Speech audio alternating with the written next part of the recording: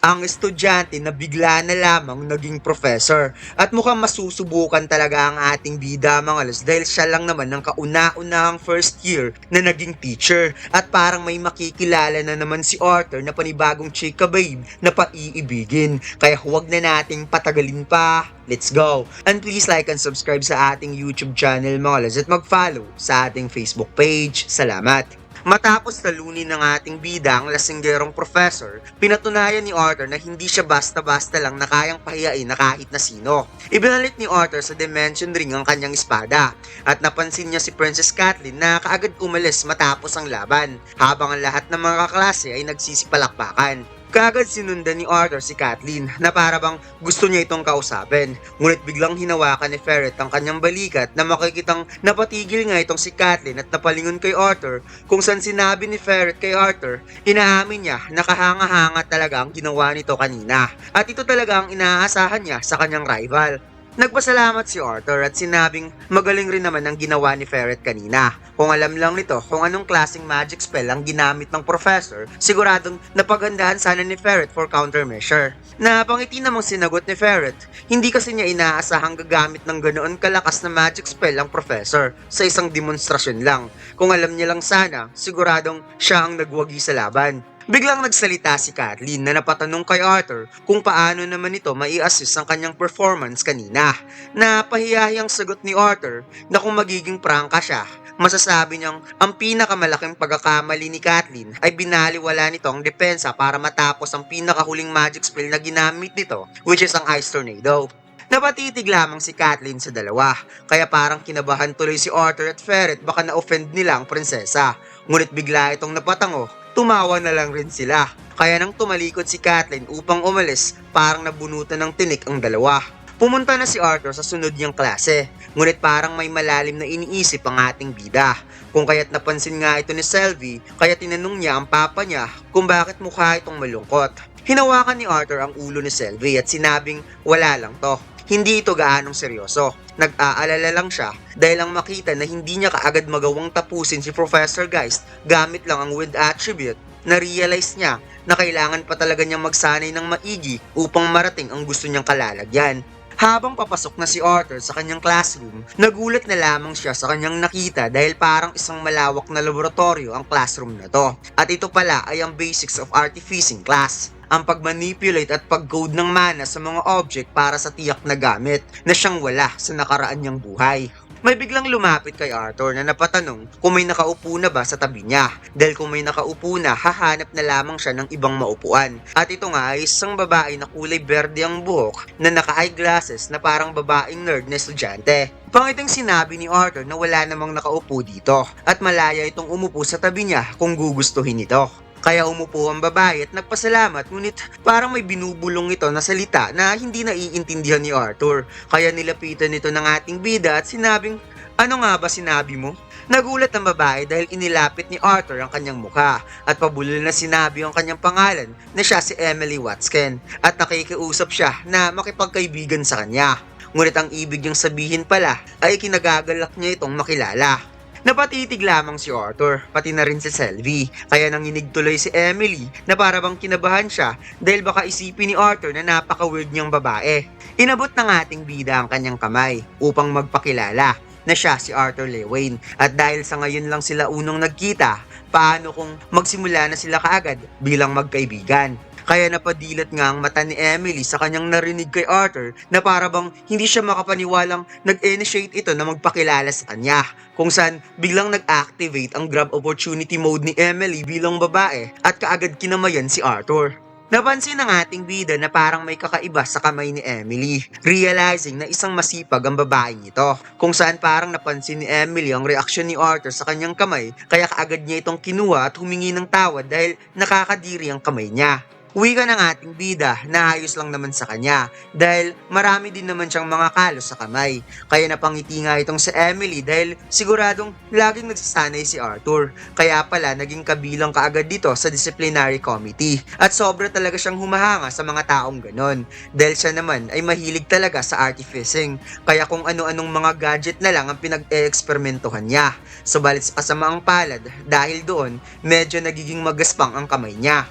Napasmile si Arthur na parang na-admire din siya sa sipag ni Emily at sinabi na medyo naiinggit nga siya na may ganoong passion si Emily para sa artificing. Sa pakikipaglaban kasi, ang tanging bagay na mas nagiging mahusay ka ay ang manira at pumatay. Pero sa artificing, habang gumagaling ka, mas lalo kang nakakalika ng bagay.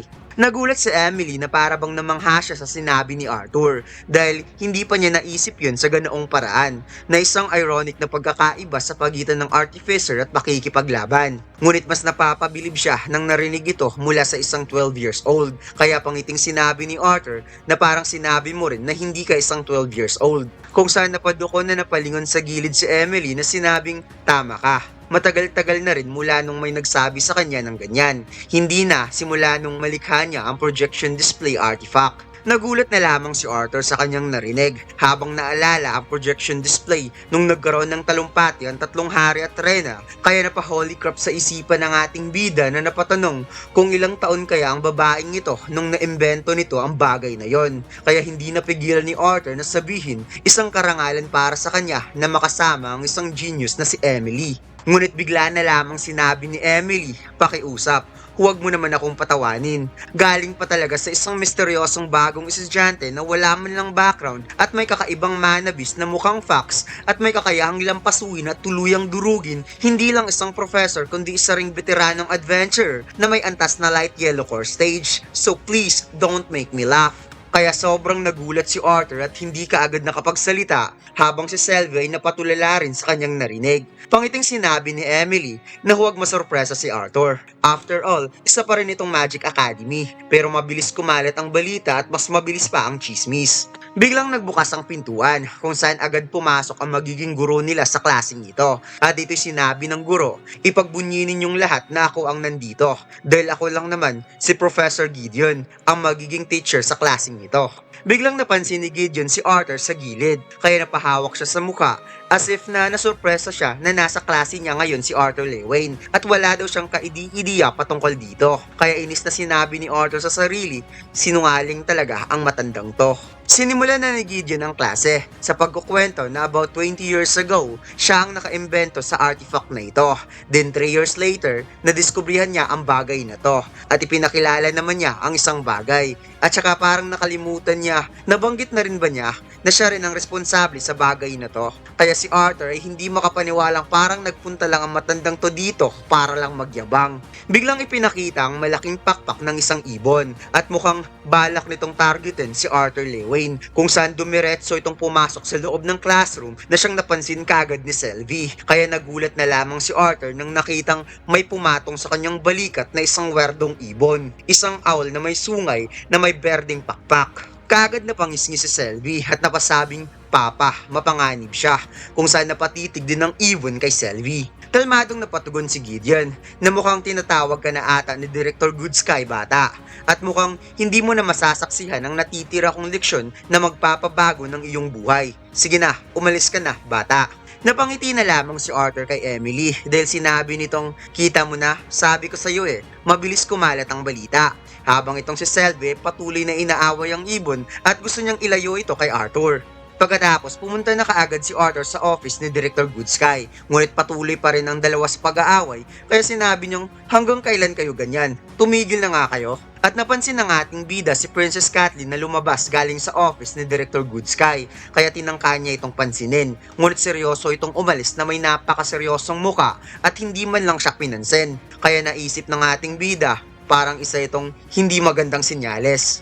Dahang-dahang binuksan ni Arthur ang pintuan at napa-oh shit na lamang siya dahil mukhang galit ang direktor sa kanya. Pinaupo ng direktor si Arthur, kaya umupo na parang kinabahan ng ating bida at tinanong niya kaagad kung patungkol ba ito sa laban niya kay Professor Geist. Ginawa lang naman niya yon dahil sa gumamit ito, ngunit biglang nag-interrupt ang direktor at sinabing hindi kita tinawag para pag-uusapan ang patungkol sa nangyari sa pagitan ninyo kay Professor Geist. Kaya parang nagulat ang ating bida na napatanong na kung hindi, ano? Hindi kaagad nagsalita ang professor at napasmile lang ito na napatingin kay Arthur hanggang sa nagkatitigan ng dalawa at muli na nga napatanong ang ating bida kaya biglang sinabi ni Director Goodsky, ano sa tingin mo Arthur? Kung ikaw muna ang gaganap bilang pansamantalang professor para sa practical mana manipulation class. At dito lang nagtatapos ang chapter na ito mga lods. Huwag mo sanang kalimutan mag-like, comment at mag-subscribe sa ating YouTube channel at mag-follow sa ating Facebook page. Salamat!